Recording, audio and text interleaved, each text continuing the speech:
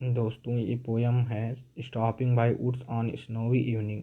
इसकी आज हम लोग सेंट्रल आइडिया देखेंगे। इससे पहले हम पोयम की हिंदी हम लोग समझ चुके हैं, एक एक वर्ड की क्या है कैसे है। अब हम लोग इसकी मीनिंग देखते हैं। मीनिंग में बताया क्या गया है और क्या है, सेंट्रल आइडिया लिखना में कैसे, ये सब चीज़ें हम लोग जानेंगे। तो बहुत ही ईजी तरीके से हम आपको बताने का प्रयास करते हैं। तो सबसे पहले आपको जब भी सेंट्रल आइडिया लिखना, किसी भी पोएम के सेंट्रल आइडिया लिखना हो, सबसे पहले पोएम का नाम लिखिए। जैसे इसमें लिखा है stopping by woods on a snowy evening is a beautiful attractive and heart touching poem composed by Robert Frost. तो ये वर्ड जो हमारे हैं इनको ब्लैक पेन से ही लिखना है, इसलिए मैंने इनको हाईलाइट कर दिया है। अब नेक्स्ट लाइन में अब हम पोएम के बारे में समझते हैं, जहाँ पर हमें ब्लैक पेन की उतनी ज़रूरत नहीं है। The hidden meaning the hidden meaning of the poem is, hidden मतलब छिपी हुई, मीनिंग मतलब अर्थ, ऑफ द पोएम मतलब कविता का। जो ये पोएम है या कविता है, इसके छिपे हुए मीनिंग का अर्थ क्या है।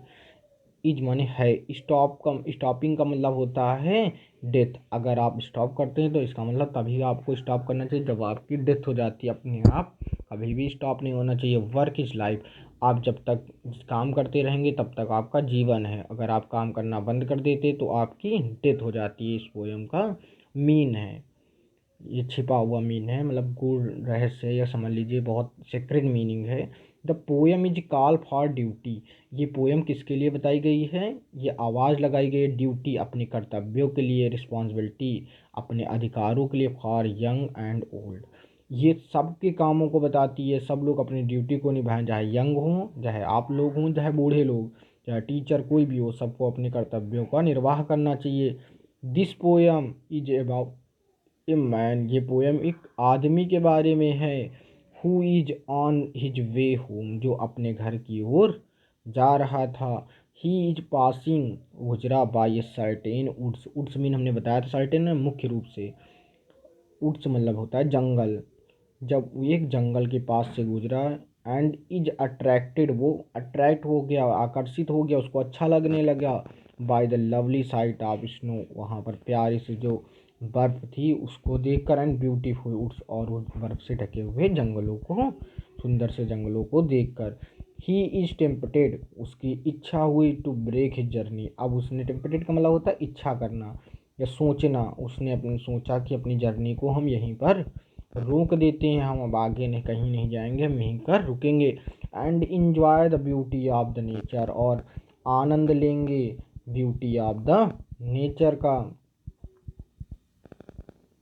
But at the same time but at the same time he remember, but लेकिन एट द सेम टाइम, उसी समय ही मतलब वही आदमी जो रुका था, रिमेंबर याद करता, that he must reach home, उसको अवश्य घर पहुंचना चाहिए। To attend his daily household duty, जो भी उसके दिन प्रतिदिन के घरेलू कार्य हैं या जो भी हैं उनको पूरा करना है, उसके दिमाग में आता है। एट लास्ट ही प्रिफर्स, वो प्रिफर्स माने अपने आप को तैयार करता है, लाइफ, काम के लिए। लाइफ मीन क्या होता है, वर्क के लिए। टू डेट, ना कि स्टॉप मतलब रुकने के लिए। एट लास्ट वो अपने आप को तैयार करता है रुकने के लिए, in order to keep his promise, अपने प्रॉमिस को पूरा करने के लिए। ड्यूटीज एंड रिस्पॉन्सिबिलिटी, वो उसने स्टॉप करना छोड़ के या डेथ को छोड़ के उसने अपने प्रॉमिस को पूरा करने के लिए, अपने ड्यूटी को निर्वाह करने के लिए उस प्राकृतिक दृश्य को छोड़ देता है।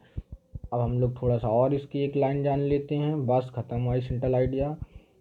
The poet give us message, इससे पोएट हमें क्या मैसेज देता है, ये बहुत इंपॉर्टेंट, अगर ब्लैक पेन से लिख देंगे तो आपको एग्जामिनर नंबर देना ही पड़ेगा, एग्जामिनर को, बहुत अच्छा चीज़ है।